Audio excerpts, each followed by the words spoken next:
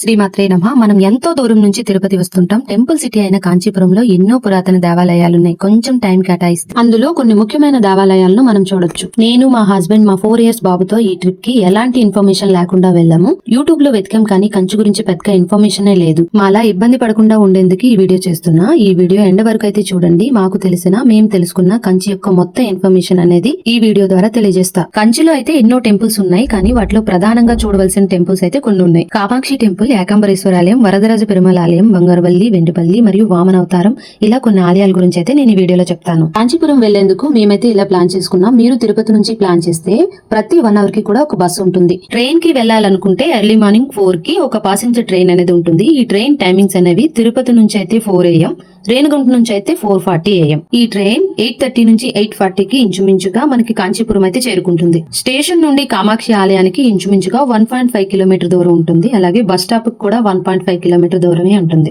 మీరు వెళ్లాలనుకుంటే అన్ని టెంపుల్స్ కి కలిసి ఒకే ఆటో మాట్లాడుకోండి. షాపింగ్ కూడా అందులోనే ఇంక్లూడ్ చేయండి. వీకెండ్స్ లో ప్లాన్ చేసుకోకపోతే మీకు వెళ్లిన వెంటనే రూమ్స్ అనేవి దొరుకుతాయి. రూమ్ బుకింగ్స్ కోసం బయట ఏ హోటల్ తీసుకున్నా ఓకే, లేదంటే యాత్రి నివాస్ అనే హోటల్ ఉంటుంది. టెంపుల్ కి దగ్గరగా ఉంటుంది. నెంబర్ మెన్షన్ చేస్తాను. రూమ్ కావాలనుకునే వారు ఫోన్ చేసి రూమ్ బుక్ చేసుకోండి. వీకెండ్ లో అయితే ఒక కాస్ట్, నార్మల్ డేస్ లో ఒక కాస్ట్ అనేది ఉంటుంది. కాంచీపురం వెళ్తే ఖచ్చితంగా అయితే ఈ ఆలయాన్ని అందరూ సందర్శిస్తారు. ఈ ఆలయం ఏంటంటే కంచి కామాక్షి అమ్మవారి ఆలయం. కంచి కామాక్షి అమ్మవారి ఆలయం అష్టాదశ శక్తి పీఠాల్లో ఒకటి. అమ్మవారి నాభిపడిన స్వరూపమే ఈ కామాక్షి రూపం. ఈ ఆలయానికి వెళ్ళినప్పుడు నేను చెప్పే ఈ విషయాలు గుర్తుపెట్టుకోండి. ఈ ఆలయంలో ఉండే ఇంపార్టెంట్ దేవతామూర్తులు ఎక్కడెక్కడ ఉంటాయి, ఏంటి వాటి విశిష్టత ఏంటి అనే విషయాన్ని అయితే నేను ఇప్పుడు తెలియజేస్తాను. ఈ ఆలయంలో ప్రధాన మూర్తి కామాక్షి అమ్మవారు మరియు శ్రీచక్రం చూడాలి. అలాగే గాయత్రి మండపంలో ఉండే అరూపలక్ష్మి వారాహిదేవి అని 2 అమ్మవార్లు ఉంటారు. ఆ అమ్మవారిని చూడాలి. అలాగే గణపతి ఉంటారు, గణపతిని చూడాలి. అరూపలక్ష్మి అమ్మవారి స్టోరీ ఏంటంటే, అమ్మవారు నల్లని రూపంలో ఉన్న మహావిష్ణువుని చూసి ఎగతాళి చేస్తారు. అప్పుడు మహావిష్ణువు నువ్వు కూడా నల్లగా ఉన్న అరూపలక్ష్మిగా పిలువబడతావు అన్నారంట. ఆ అమ్మవారే ఈ అమ్మవారి స్పెషాలిటీ ఏంటంటే, కామాక్షి దేవి దగ్గర కుంకుమ ఇస్తే ఆ కుంకుమని అరూపలక్ష్మి గారి దగ్గర పెట్టి మనం తీసుకోవాలి. ఎందుకంటే కామాక్షి దేవి అరూపలక్ష్మి అమ్మవారికి ఇలా చెప్తారు, నా కుంకుమ నీకు ఇచ్చి ఎవరు పెట్టుకుంటారో వారికి సౌభాగ్యం కలుగుతుంది, అలాగే నీకు నీ సొంత రూపం అనేది వస్తుంది అని చెప్తారు. అరూపలక్ష్మి అమ్మవారి పక్కనే వారాహి అమ్మవారు ఉంటారు. అలాగే శ్యామలాదేవి గారు కూడా ఉంటారు. లోపల సంతాన స్తంభం అని ఒకటి ఉంటుంది. ఆ స్తంభానికి ఎదురుగా గణపతి ఉంటారు. సంతానం లేని వారు ఆ స్తంభానికి ప్రదక్షిణ చేసి వినాయకుడిని నమస్కరిస్తే సంతానం కలుగుతుంది అని ఒక నమ్మకం ఉంది. అలాగే పక్కన అర్ధనారీశ్వర విగ్రహం ఉంటుంది. ఈ విగ్రహాన్ని చూస్తే భార్యాభర్తల మధ్య ఎలాంటి గొడవలు ఉన్నా పోతాయనేది ఒక నమ్మకం. అలాగే బయట అయ్యప్ప స్వామి ఉంటారు. ఆయన ఈ క్షేత్రానికి క్షేత్రపాలకుడు. ఈయన స్టోరీ ఏంటంటే, అయ్యప్ప స్వామి పుట్టుక తర్వాత ఆ స్వామి ఆలనా పాలన అనేది మాత చూసుకున్నారంట. అందుకే అయ్యప్ప స్వామి నేను ఇక్కడ క్షేత్రపాలకుడిగా ఉంటాను అని చెప్పారంట. అమ్మవారికి ఎదురుగా లోపల ధర్మస్తంభం అనేది ఒకటి ఉంటుంది. లోపల ధ్వజస్తంభం ఉంటుంది చిన్నది, అదే ఈ ధర్మస్తంభం. దర్శనంకి వెళ్లే వాళ్ళందరికీ కనబడుతుంది. ఈ స్తంభం స్టోరీ ఏంటంటే, అమ్మవారు బండాసురుణ్ణి చంపాక బండాసురుణ్ణి తెచ్చి ఒక దగ్గర పడవేస్తారు. భూస్థాపితం చేసి పైన స్తంభాన్ని పెడతారు. ఇలా దేవతలందరూ కలిసి పెట్టిన స్తంభమే ఈ ధర్మస్తంభం. ఇంపార్టెంట్ గా చూడాల్సింది ఏంటంటే పంచగంగ పుష్కరిణి. ఈ పుష్కరిణి స్టోరీ ఏంటంటే, శివుని జటాజూటం నుంచి వచ్చిన 5 గంగలు ఈ పుష్కరిణిగా మారాయి. ఈ గంగలో స్నానం చేస్తే ధూళి గాలి ఏం పట్టినా సరే వదిలిపోతుందని అక్కడ వారంతా బాగా నమ్ముతారంట. కామాక్షి దేవి ఆలయంలో టెంపుల్ టైమింగ్స్ అనేవి ఇలా ఉంటాయి. నేను మెన్షన్ చేస్తాను, మీరు చూడండి. ఈ టెంపుల్లో అమ్మవారి అభిషేకం అనేది చాలా విశిష్టమైనది. ఆ అభిషేకం టికెట్స్ కోసం అందరూ పాటలు పడుతూనే ఉంటారు. ఈ అభిషేకం టికెట్స్ అనేవి ఎలా తీసుకోవాలో నేను మీకు ఇప్పుడు చెప్తాను.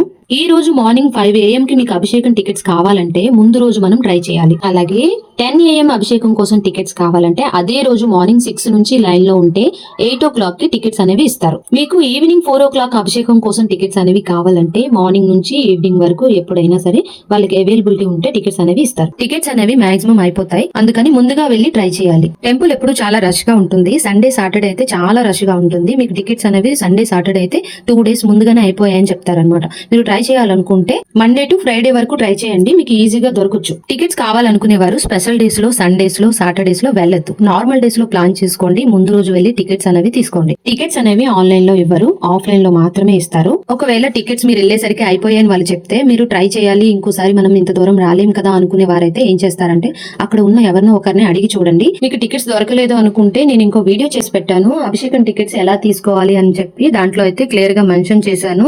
ఆ వీడియోలో ఉన్నట్టుగా మీరు టికెట్స్ అనేవి తీసుకోవచ్చు. మేము వెళ్లేసరికి అయితే టికెట్స్ అయితే అయిపోయాయి. మేము కూడా అలాగే టికెట్స్ అనేవి తీసి అభిషేకం చేపించుకుని వచ్చాం. మీరు కావాలి అలాగే ట్రై చేస్తాం అనుకుంటే ఖచ్చితంగా అయితే వీడియో చూడండి, మీకు ఎంతో కొంత విషయం అనేది అర్థం అవుతుంది. మీరు అలా కూడా టికెట్స్ అనేవి తీసుకోవచ్చు. అమ్మవారి అభిషేకం చూడడం చాలా గొప్ప విషయం, కానీ టికెట్ సంపాదించడం చాలా కష్టం. అభిషేకం కోసం అయితే మనం ఏమీ తీసుకెళ్ళిన అవసరం లేదు, మనం ఇచ్చే టికెట్ అమౌంట్ సరిపోతుంది. అలాగే సాంప్రదాయ దుస్తుల్లో అయితే వెళ్ళాలి, కానీ మనం ఏమైనా పట్టుకెళ్ళాలి అనుకుంటే పట్టుకెళ్ళొచ్చు. అమ్మవారి కోసం మంగళకరమైన ఏ వస్తువులైనా పట్టుకెళ్తే అమ్మవారికి మనం ఇచ్చేటట్టుగా వారు అమ్మవారికి చూపిస్తారు. మంగళకరమైనవి అంటే అమ్మవారికి గాజులు, చీర, పువ్వులు, పసుపు, కుంకుమ ఇలా ఎన్ని ఇవ్వగలిగితే అన్ని ఇవ్వచ్చు. అలాగే అమ్మవారికి చీర పెట్టాలనుకునేవారు చీర పట్టుకెళ్లి మనం పట్టుకొచ్చేయాలి అనుకుంటే వారికి ముందే చెప్పాలి. లేదు అమ్మవారికి పెట్టేస్తాం, అమ్మవారికి ఉంచేయండి అనుకుంటే వారికి ఇచ్చేస్తే వారి నేమ్ రాసుకొని అమ్మవారికి చూపించి అమ్మవారి కోసం ఉంచేస్తారు. అమ్మవారి అభిషేకం అయితే చాలా బాగా చేస్తారు. అమ్మవారి నిజరూప దర్శనం మనం గంట సేపు చూడొచ్చు.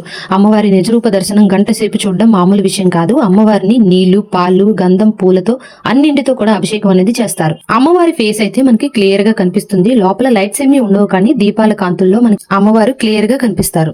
అమ్మవారి కూర్చునే విధానం చూడొచ్చు. యోగ ముద్రలో కూర్చుంటారు. నార్మల్ గా అయితే చీర అలంకరించి ఉంటారు కదా, అభిషేకం టైంలో మాత్రమే మనం అమ్మవారిని అలా చూడగలం. అలాగే అమ్మవారి పాదాలు అయితే క్లియర్ గా కనిపిస్తాయి, ఇలా యోగ ముద్ర వేసి ఉంటాయి. అలాగే నెలవంకను చూడొచ్చు, చిలుక కూడా స్పష్టంగా కనిపిస్తుంది. అభిషేకం చేసేటప్పుడు అమ్మవారిని చూస్తా ఉంటే సరాసరిగా అమ్మవారే మన వైపు చూస్తున్నట్టుగా ఉంటారు. చివరికి అమ్మవారిని అలంకరించి హారతిచ్చి మనకు కూడా హారతి అనేది ఇస్తారు. అలంకరించిన అమ్మవారిని చూడాలంటే మెల్లమెల్ల మెరిసిపోతా ఉంటారు. దీపాల వెలుగుల్లో అమ్మవారిని అలా చూస్తూ ఉండిపోవాలనిపిస్తుంది. అంత మెరుపు, అంత కాంతి ఆవిడికి మాత్రమే సొంతం. అభిషేకానికి సంబంధించిన ఫుల్ ఇన్ఫర్మేషన్ అనేది వేరే వీడియోలో మెన్షన్ చేశాను. ఆ వీడియోని అయితే తప్పకుండా చూడండి, మీకు కొత్త విషయాలు కూడా తెలుస్తాయి. అభిషేకం అయిపోయాక అమ్మవారికి సమర్పించిన పూలు, పళ్ళు, కొబ్బరికాయ ప్రసాదం 3 టైప్స్ ఆఫ్ ప్రసాదం మనకి ఇస్తారు.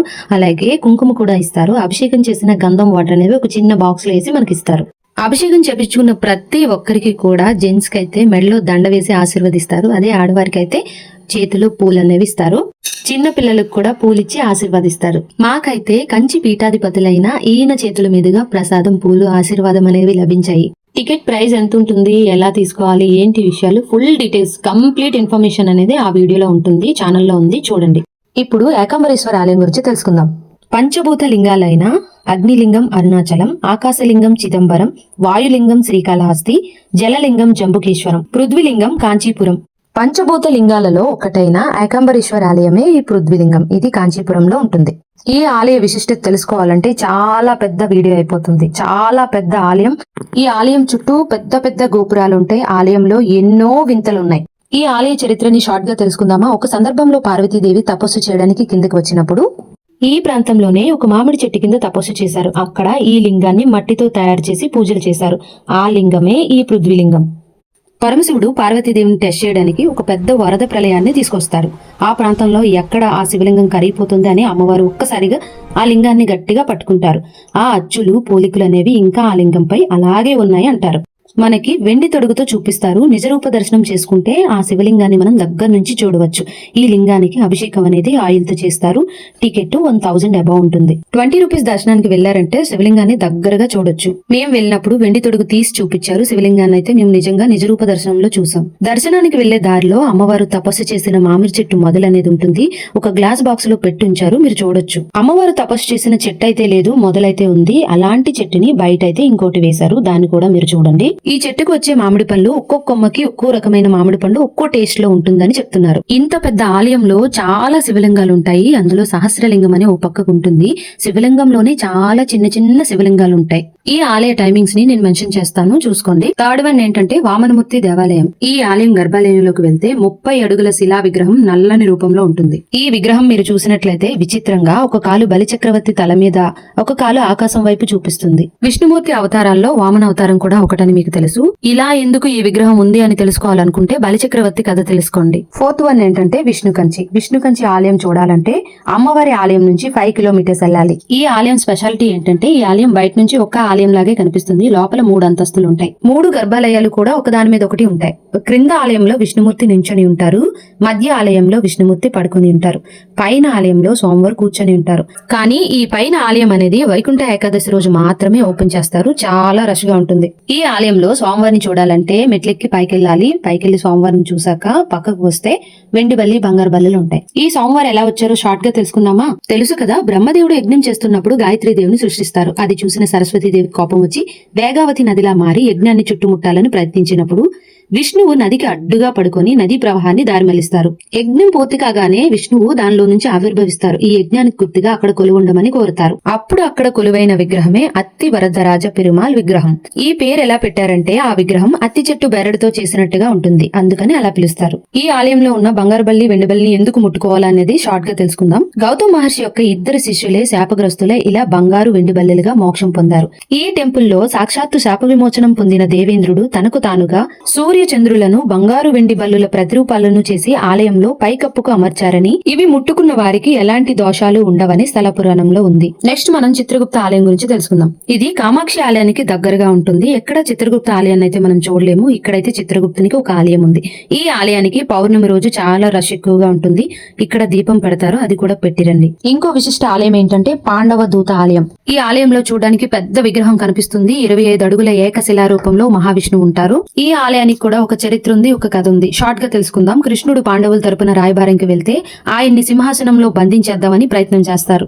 అప్పుడు తను తన విశ్వరూపం చూపించి అదే అవతారం సింహాసనంపై ఉన్నట్టుగా ఉన్న రూపమే ఇక్కడ కనపడుతుంది. కామాక్షి ఆలయానికి దగ్గరలో కచ్చపేశ్వర ఆలయం ఒకటి ఉంటుంది. ఇక్కడ స్టోరీ ఏంటంటే విష్ణుమూర్తి శివుని కోసం తపస్సు చేశారు. అప్పుడు విష్ణుమూర్తి ప్రతిష్ఠించిన లింగమే కచ్చపేశ్వర లింగం. ఇంకో ఆలయం కైలాసనాథ ఆలయం. ఈ ఆలయంలో 8 అడుగుల ఎత్తు పెద్ద శివలింగం ఉంటుంది. ఎన్నో ఏళ్ల నాటి శిల్పాలు, విగ్రహాలు ఇక్కడ ప్రత్యేకంగా కనిపిస్తాయి. కాంచీపురంలో ప్రతి ఆలయం కూడా గొప్ప ఆలయమే, ప్రత్యేకమే. ఆలయానికి వెళ్లడం ప్రధానమూర్తిని దర్శించి వచ్చేయడం కాదు. ఏ ఆలయానికి వెళ్లాలనుకున్నా ముందుగా ఆలయం యొక్క విశిష్టత, అక్కడ దేవతామూర్తులు ఎవరెవరు ఉంటారు, అక్కడ దాగి ఉన్న చరిత్ర ఏంటి, అన్ని డీటెయిల్స్ తెలుసుకుని వెళ్లి అన్నింటినీ చూసొస్తే అదొక సంపూర్ణ ఆనందాన్ని ఇస్తుంది. ఓసారి ట్రై చేయండి, తర్వాత కామెంట్ చేయండి. మా వీడియో మీకు నచ్చినట్లయితే లైక్ చేసి సబ్స్క్రైబ్ చేసుకోండి.